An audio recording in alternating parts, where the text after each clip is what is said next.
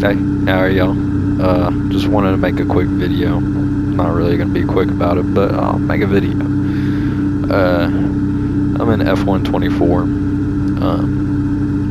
but I just wanted to share with y'all, like, what it's really like. Because, like, some people might try this and be like, yeah, that's impossible, bro. Not really. I run no assist, like no TCS or like no traction control whatsoever. No brake assist, so I can lock up if I want, and I'll wreck whenever I want. Like, there's a difference between medium, full traction control, stuff like that. I just run none because you're way faster. Like, you just get that extra little bit of time. It could be by 1 whole second, quite literally. I just set a new record, like, by 1 whole second, pretty much, like 2/10 off. But yeah, and I'll just show y'all really quickly what I mean. So at times, if I were to start a race, some people struggle with this whenever they first turn TCS off. Press the clutch down, starting a race, get to optimal RPMs. I like to lower it, kind of like that, but you just boom. And some people slam on it, and that's what happens. You spin out. You don't want that. You really want this.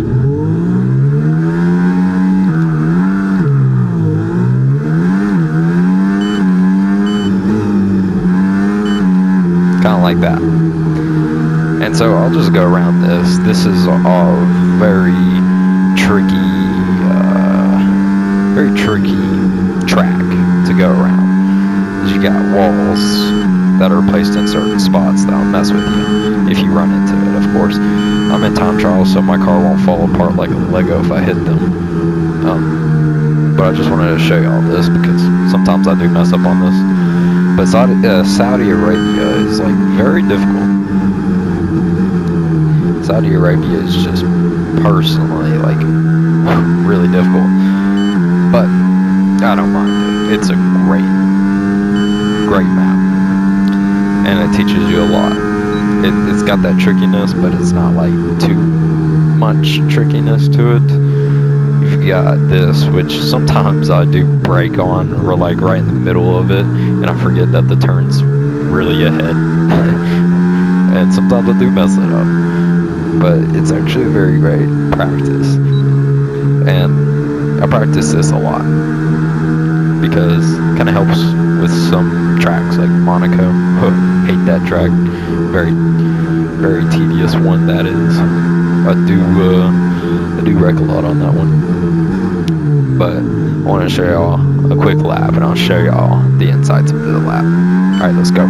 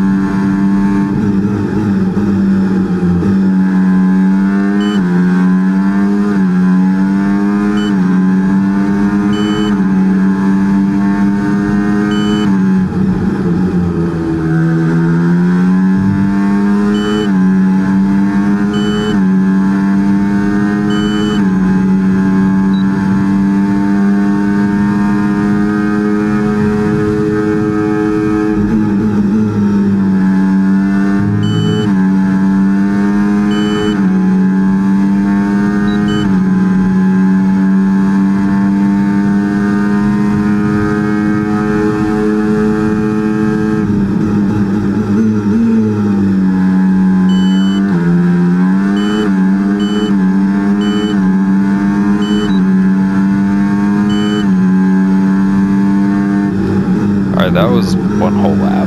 I know that was pretty silent, but I wanted y'all just to take it in and me to shut up for once. But right here is probably one of the trickiest parts, is you got two. We call it a chicane though. We call that a chicane. You go through the chicane, which is hard because you gotta start away and then you gotta brake very hard, but you can't just lock it up like that. You gotta make sure you use the fullest of your brakes without actually locking it up. That's only half pressure. It's very hard to get that pressure down. Because, well, pressing the brake is actually very hard in a race car. Especially these, which require tons of force. If you haven't noticed, that's why people work out their legs in F1 and their necks. But, you see my wheel down there? I actually have a wheel in real life, so it's pretty exponential. Whatever the hell that means. But, well, I see a lot of people, like, see, I collided with the wall. Collided with the wall right there. I mean, right here, that's where the wheels touch the wall. And so, as you saw during one, I was really close to the wall, but I didn't hit it. I get close to the wall a lot. Like that.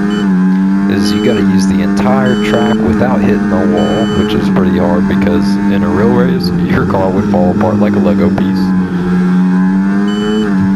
And so you just try and get very close to the walls, but try to stay straight, but still hug the walls, because the more you hug that initial wall before a turn, and then like this, I hug that wall during that turn, hug this one. And you don't really need to turn your wheel that much in the middle or after the turn. So that creates... Oh, yep, just hit the wall right there. Because I have one hand on the wheel, but, you know. You saw I got really close to that wall to my left on the last bit before that lap ended. On the last lap, of course, not this one. And that got me a little bit faster, but I just did not go on the gas sooner than I was expecting. Sometimes you actually can lock it up. Ignore that. I was not really off the track. It's a 3-wheel rule, not 2. But this right here, you can also just let off the gas and kind of cruise into that corner. Ride these. These are like your extension track right here. These extend the track a little bit. You don't want to turn your wheel too much because you want to get the turn started, but you don't want to keep the wheel turned, if you know what I mean. You want to do as little turning and much more. You want to do a lot more turning with your throttle and your brake than you do your actual wheel.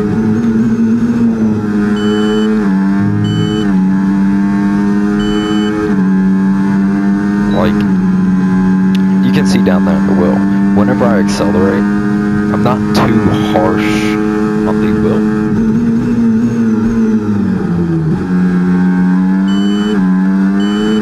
Like, I'm pretty straight whenever I put it fully on the gas. You can put the video in slow motion and see that right there. That I'm not going, like, ape crap on the wheel, but I'm more or less going straight and then accelerating, kind of like that, because you get more stability. I see a lot of players do this, or a lot of people in real life, they do this, and that's what causes you to do that.